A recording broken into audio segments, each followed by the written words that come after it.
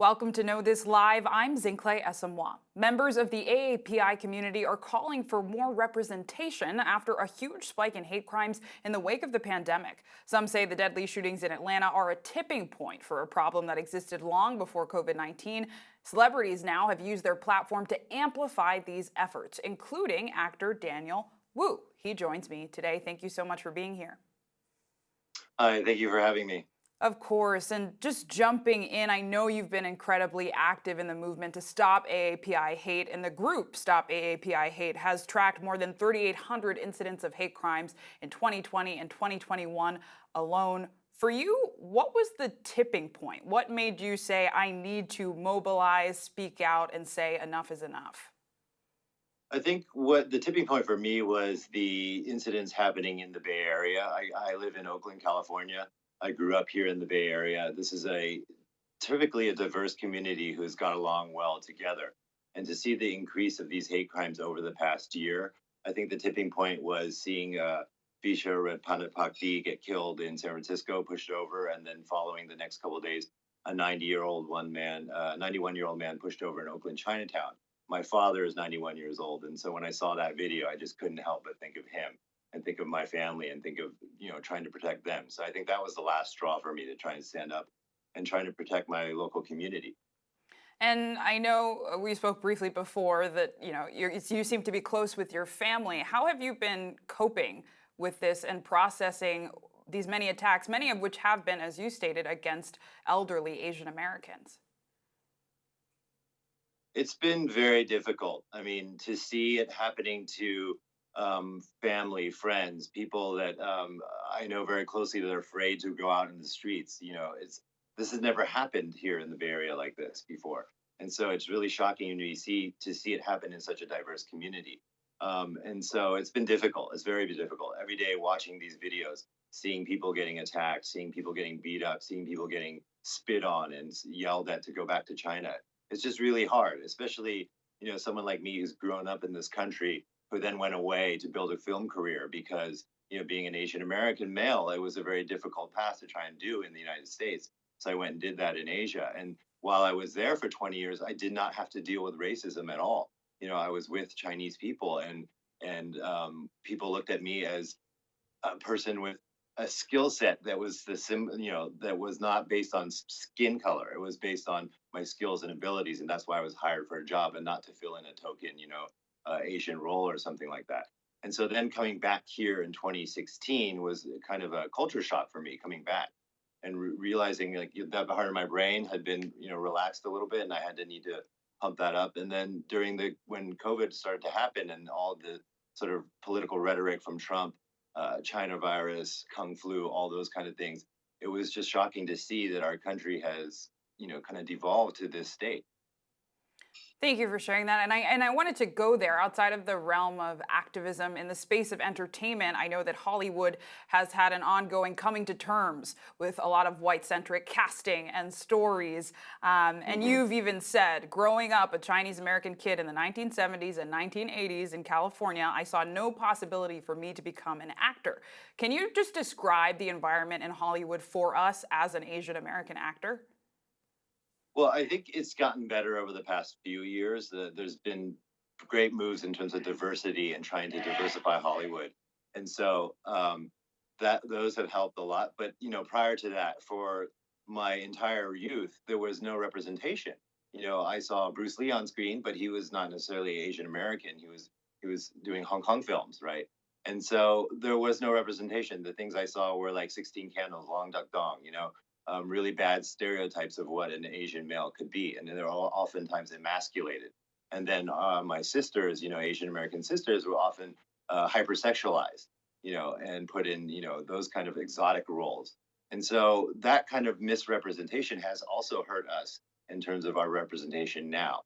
And the lack of representation in things like entertainment and politics and stuff like that has led to our further like being invisible or being seen as others as opposed to being part of the American fabric. And I think that's part of the frustration of being an Asian American, is they're always constantly looked at as a foreigner. And I think Hollywood is making strides now, and we're seeing Asian American film production companies starting up and seeing movies like Minari making strides, getting critical acclaim, and talking about the Asian American diaspora, talking about our own stories. I think that's the only way we can move forward is to allow us to tell our own stories, and show that we are part of this American fabric. And I know that effort has expanded beyond entertainment, even in the realm of politics. Senators Tammy Duckworth and Mazie Hirono called on the Biden administration to elevate Asian American voices within the federal government. Biden has since promised to appoint a liaison for Asian Americans within the White House. Do you believe that effort is enough? I think it's a start. I think we need to work harder on getting more representation in politics, in American politics, on the local level and on the federal level. Because without that representation, we have no one to speak for us. And as recently as Monday, you outlined some of the horrific attacks we've seen out of the Bay Area. Even just in New York this past week, we saw an Yes. awful attack on a 65-year-old woman. How do you feel learning about this attack, and what just needs to be done at this point where it's coming time after time, event after event? Yeah, I mean, it's really difficult because what are we supposed to do? More police? That's maybe not the answer. But I think that, in a lot of these cases, I saw a lot of bystanders just standing around watching. And the people need to help. I mean, in that situation with the 65-year-old woman, there are two security guards just standing there. And then after the incident, they just shut the door and close the door as if nothing happened. Come on, we need to work together as people. All people in this country need to work together with some humility, some humanity, and some love for one another. And if we have that, then that's a good starting point. It's a very simple thing. It's not about necessarily finding more police or strong arming the situation, but we need to have more empathy for each other as people, as fellow Americans. And I think we need to start on that foot. And you alluded to it, but a lot of the conversation we've been seeing has also been about solidarity between the Black and Asian American community. And I have to ask, given this uptick in hate crimes, like, is more policing the answer, especially given what we know about over policing in the Black community? What say you?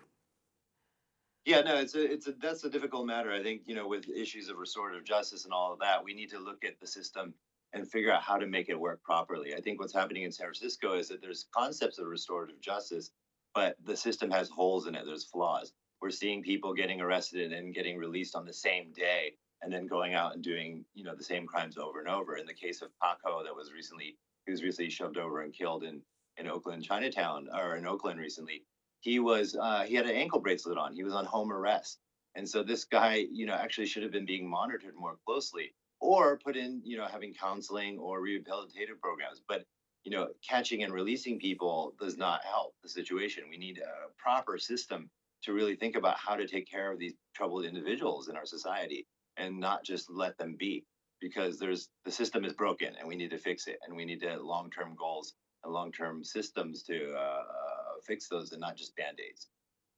And as you talk about restorative justice, I'm reminded that so much of the solidarity and activism work has to do with envisioning a better future. And so I wonder, for you, as someone who's obviously so entrenched in the entertainment industry, and have seen the strengths and weaknesses, what to you is ideal representation in the future for Asian Americans in entertainment, but also just ideal safety in the country as Asian Americans as well? Well, yeah, I mean, I think, like I was saying earlier, I think we need more representation in fields that we're underrepresented in, and to speak up a bit more. Like, our culture, our society, our community has a tendency to just keep your head down and work hard, right? But I'm seeing now, and I'm actually enlightened and hopeful about this, is that in these recent events, the light at the end of the tunnel is that our community has joined together, because the Asian American community is very um, complicated because there's so many different cultures and languages mixed in there, and so we've never been united as a whole community. And finally, through these incidents, we have joined together. We are united and we are awake, and we are ready to stand up for what we need, what we think is our rights, and what are to be protected. And so that's a step in the right direction. But again, also to encourage people to go into things like politics, go into law, go into entertainment, traditionally non-Asian jobs, to have more representation, to be more visible, and so that we can help start to mend this problem in this country. But going back to the other issue we were talking about earlier, is that we also need to join with other people of color. because if we are talking about this as being systemic problem, of white supremacy, of systemic racism, we of people of color not are not needing to fight each other, but we need to join together and work together to help fight this broken system. Well, actor Daniel Wu, thank you so much for your time and your insights during this difficult season.